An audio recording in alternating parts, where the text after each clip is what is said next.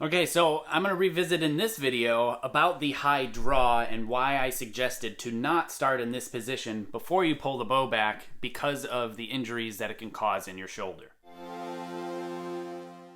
For those of you that are new here, my name is Jake Kaminski. I'm a two-time Olympic silver medalist in the sport of archery, and we're going to make this channel a great resource to all types of archery. So if you haven't yet, hit that subscription button and the notification bell. That way you're notified every time a new video is uploaded. I'd appreciate it.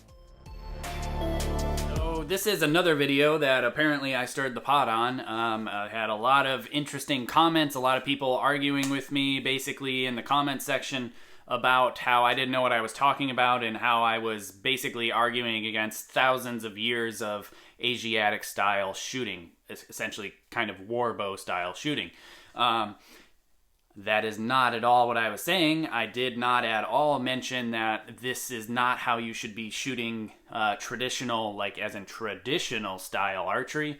I'm specifically talking about recurve style, target style archery, and why the high draw, high setup to pullback oftentimes causes more injuries and causes a lot of issues than people realize. So again, I'm just kind of following up to that video, trying to help kind of iron out what was going on and help explain what I was trying to talk about. And first of all, I just want to say I was talking about target style archery, modern recurve, modern barebow, not at all talking about Asiatic style shooting. I've never shot, well actually that's not true, I've shot a few old style, war bows between a long bow and between a horse bow and some of the other ones.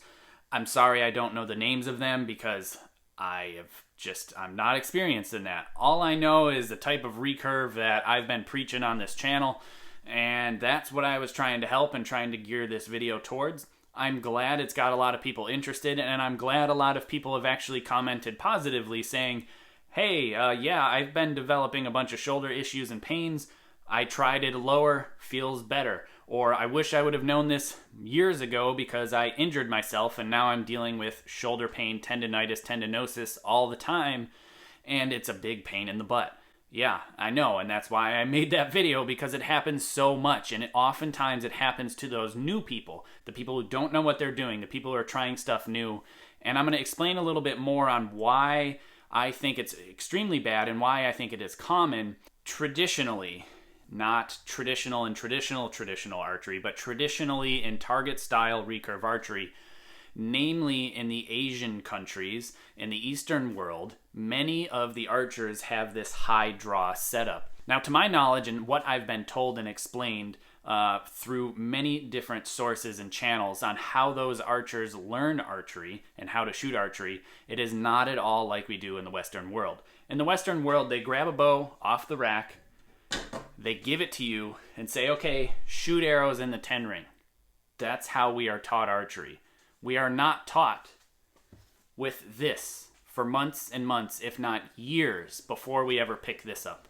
So if we have not mastered the technique on how to properly move through the draw cycle from that high setup to actually pulling the bow back, you will injure yourself on this if you have the incorrect technique. That's why many Asian countries, and I know for a fact Korea, is not allowed to shoot for months until they master the technique with a stretch band. Half the time they'll mimic without even a bow how to do release and follow through. They're not allowed to release this for several months on end. So it's different when you hand somebody something like this, that's a full style bow. Even if it's light at 20 pounds or less, it's still way heavier than this is. This thing's like 8 to 10 pounds at the very most. And this is how you properly learn technique, with a stretch band. And this is also how you prevent injury early on in your career, making the mistakes and learning how to go through the draw cycles properly without injuring yourself with one of these. I believe that archers can draw the bow back safely from this high position as many Korean archers do. There's hundreds, if not thousands of them that are capable of shooting world-class, world championship, Olympic gold medal scores. Their depth of talent is massive because they have such a huge foundation and a backing in the sport of archery there. It's their main primary sport. Like in the United States here, it would be equivalent to our baseball or our basketball or our football, because they can go through college and high school and then be professionals after they get out of schools and shoot for companies for an actual good living. And many of these archers do that, and they follow the very same simple method that is pretty much ingrained into every single archer, that they must learn archery this way because everybody else is successful in that country. You can't argue it from that standpoint. So I am in no way criticizing how they pull the bow back, because they clearly know what they're doing, and their scores are proof of the pudding. Now, there are some issues with that attitude, though, because there are numerous top high-level Korean archers that are taking high levels of anti-inflammatories because of shoulder issues. I'm not going to say the names of them, but I know several of them because I see them walking around with ice packs on their shoulders while at World Cup events really shortly thereafter competition is over with. So I asked, my coach Lee at the time, hey, what's going on with that archer over there? And he said, yeah, that archer's taking very, very high levels of anti-inflammatories to prevent any more shoulder issues and shoulder pain because it is killing them. And I asked my coach, I was like, hey, is that common? Is it common for them to need to take, like ibuprofen, naproxen, things like that to help, maintain their ability to shoot without pain? And he said, yes, it's actually relatively common. And the reasons why, there's a lot of speculation as to why, but, I can tell you for a fact that I know that these archers, the people in Korea, the people in the Asian countries, have a lot of money on the line, a lot of fame on the line that we don't have in many of these other countries that we're all from, at least the majority of the people who watch this channel. So when you see people that are specifically talking about the Koreans, how high of scores they shoot, how good they are, how whatever, yeah, I know, but there's 1,000 others that are just as good as them waiting in line behind them. So if they don't do exactly what the coaches say, if they don't shoot the high amount of arrows, if they don't just shoot through the pain, they'll never achieve that level of going to the Olympics or getting the benefits and the bonuses of the performance levels that they are looking for, because they're making 6 figures a year just shooting a bow, not even before they win or lose a tournament. They're talking real money in that country, and they really just power through a lot because there's a lot to live for. Much like we do here in the States, people who play football, they blow their knees out, they break their legs, they break their fingers, they give themselves CTE, all sorts of issues. But why do they do it? Because of the money, because of the fame. Not necessarily the best way to do it, not necessarily the most healthy way to do it. And that's why I wouldn't say go play full contact football. And that's also why I'm saying don't draw the bow back like this, because unless you know exactly how to do it, you're gonna hurt yourself.